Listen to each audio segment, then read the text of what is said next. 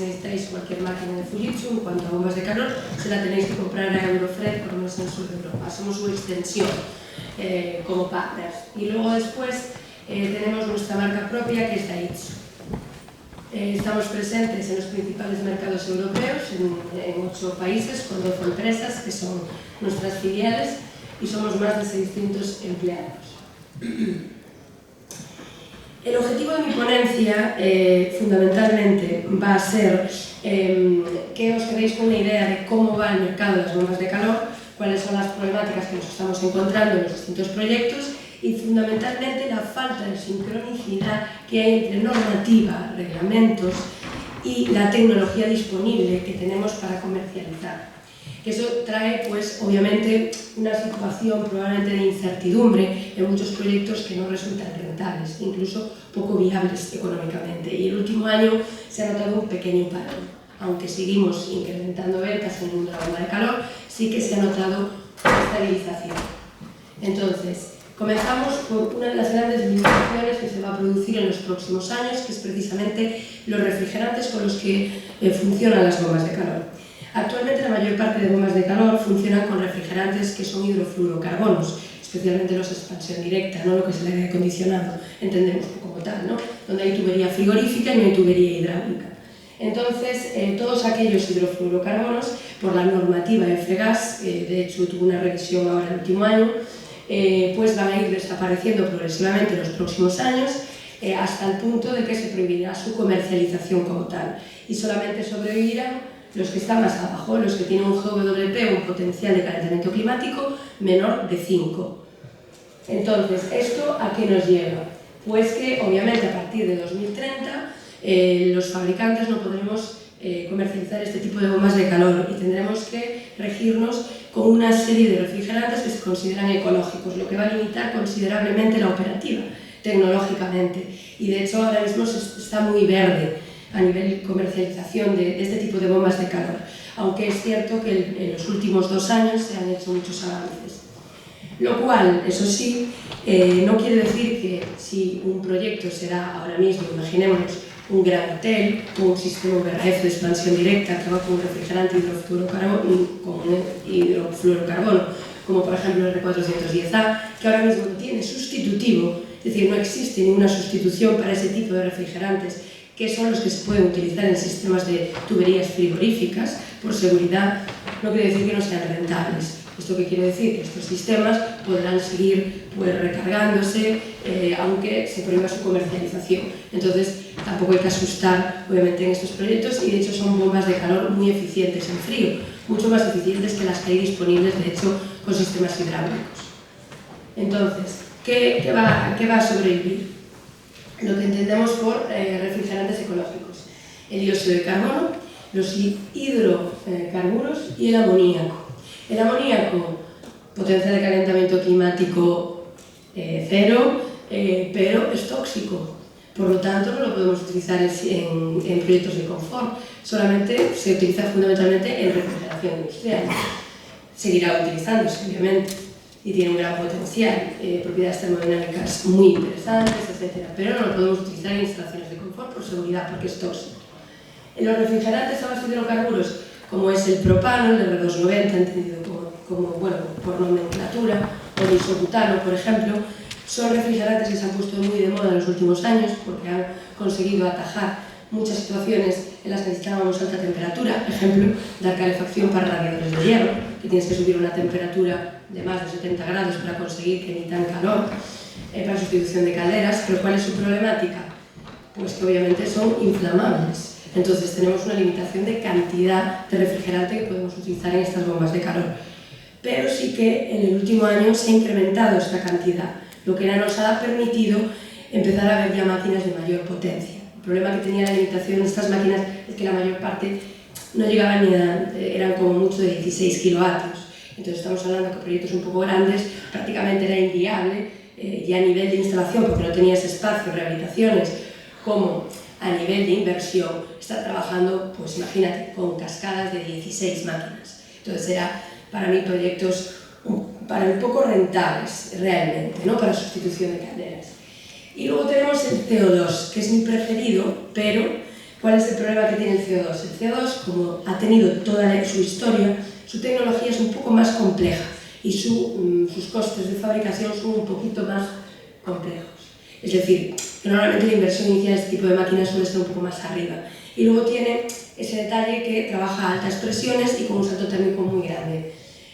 Sin embargo, se ha avanzado mucho en los últimos años, especialmente fabricantes europeos y japoneses, que han, digamos, conseguido bombas de calor, ¿no?, que han solventado estas limitaciones que tiene el CO2 y poco a poco empiezan a entrar en precio, digamos, para proyectos. A ver, no se pasa.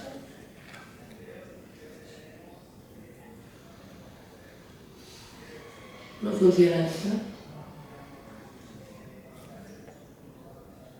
Ay, gracias. Bueno, entonces, ¿cuál es el reto? Un reto muy complicado que se está intentando es llegar a un refrigerante que sea seguro, como eran los hidrofluorocarbonos, que se han utilizado hasta el momento, pero su potencial de calentamiento climático es muy elevado y se van a ir eliminando. Un refrigerante que además sea económico, como es el CO2, y ecológico, como también es el CO2. Sin embargo, la cosa está complicada, no está muy claro. Ahí salen refrigerantes que son transiciones, pero realmente no se ha llegado a algo de futuro. Entonces, ¿cuál es el futuro del mercado de las bombas de calor? Y esto también es muy importante comentar. Entre 2021 y 2030, la mayor parte de los procesos industriales, es decir, el 80% donde hay necesidades de procesos de calor, necesitan temperaturas de más de 100 grados centígrados.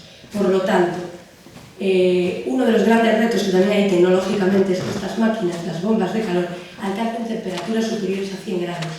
Es donde la mayor parte de la inversión está ahora mismo en fabricantes, alcanzar bombas de calor industriales de alta potencia y que lleguen a las temperaturas mayores de 100 grados. ¿Por qué? Porque el reto está aquí, la descarbonización en la industria, y como un elemento clave de la bomba de calor es que estas máquinas puedan alcanzar mayores temperaturas con una elevada eficiencia. ¿Se ha avanzado? Sí, pero a nivel comercialización aún no existen suficientes proyectos, más que nada prototipos, aunque hay cada vez más máquinas que empiezan a aparecer, especialmente propulsadas por industrias con un elevado líquido y potencial económico, como puede ser la industria farmacéutica.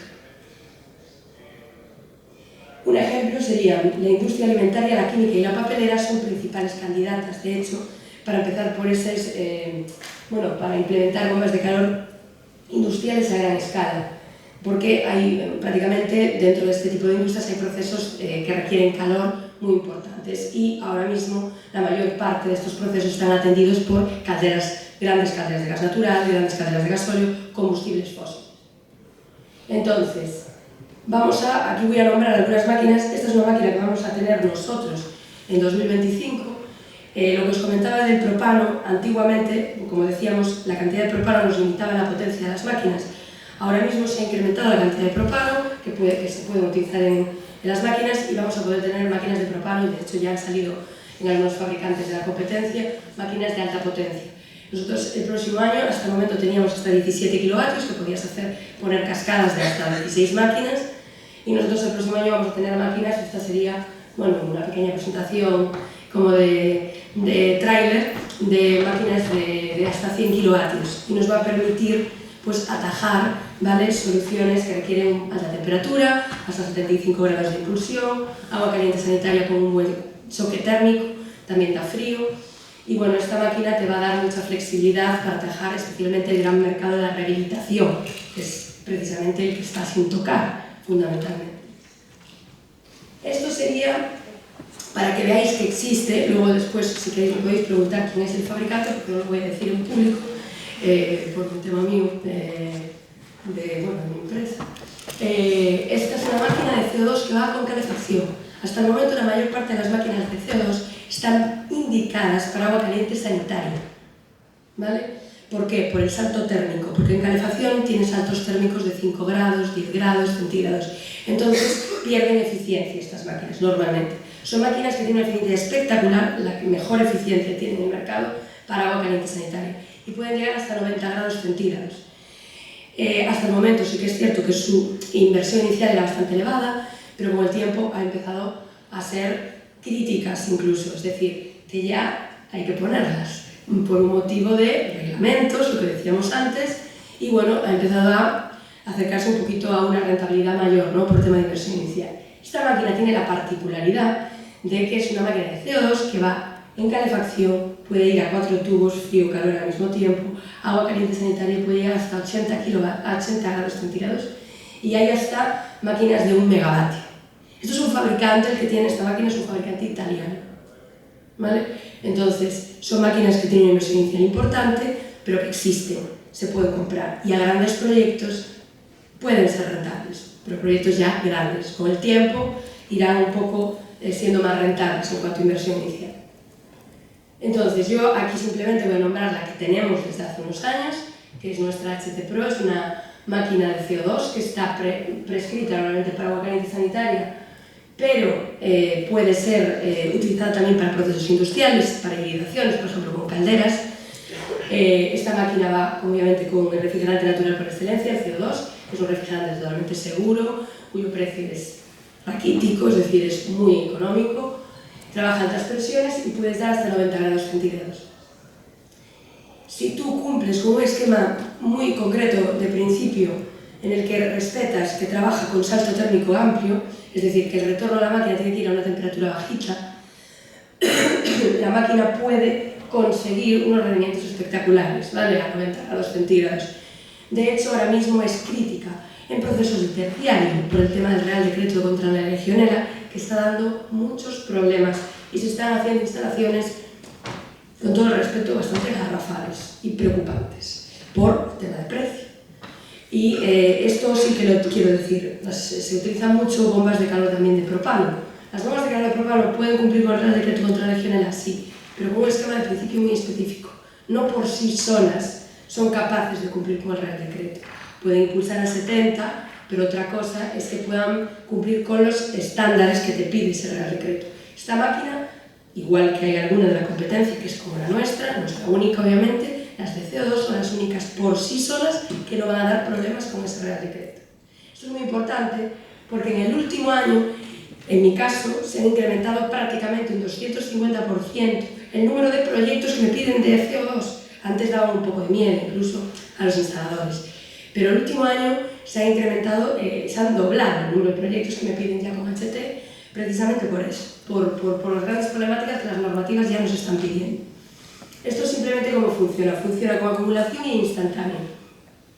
Con acumulación es porque tiene que controlar con un sistema de estratificación el retorno, el que os decía. El retorno tiene que ir a una temperatura baja y tiene que ir a un alto salto térmico. Puede trabajar en instantáneo con acumulación, puede recuperar los depósitos y trabajar solo en instantáneo, puede trabajar solo con la acumulación. Bueno, estos son unos esquemas que sería más interesante con el PowerPoint, pero he preferido utilizar el PDF por si acaso. Y nada, es una máquina muy interesante. Y luego, aquí voy a destacar respecto a nuestra competencia directa, que si hay alguien que sabe del mercado sabrá cuál es muy conocida. El mercado de las máquinas industriales, a diferencia del doméstico, no va por estandarización y economías de escala. Es al revés.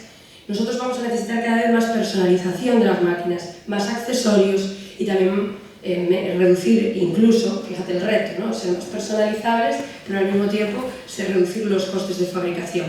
Esta máquina tiene algo a favor respecto a nuestra competencia directa, que es muy personalizable. Puedes poner ventiladores de alta presión disponible para cuando no puedas poner las máquinas en el exterior.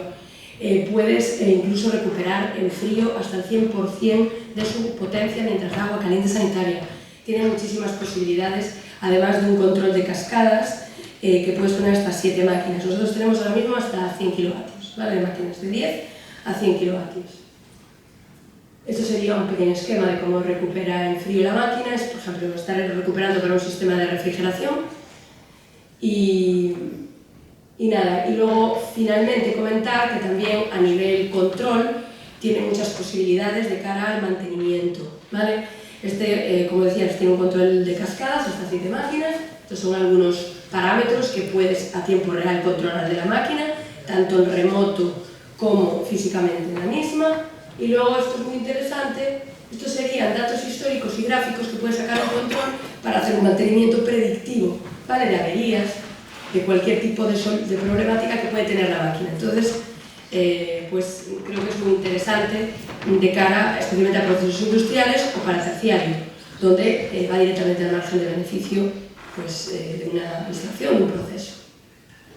Estos serían pues, algunos de los esquemas que podéis observar. Esto es de un proyecto nuestro, de hecho, que en remoto lo está controlando nuestro director de calidad, que es muy interesante ver cómo va funcionando la máquina, presiones, temperaturas, etc. Bueno, y ahí termino mi exposición. Muchísimas gracias por la atención.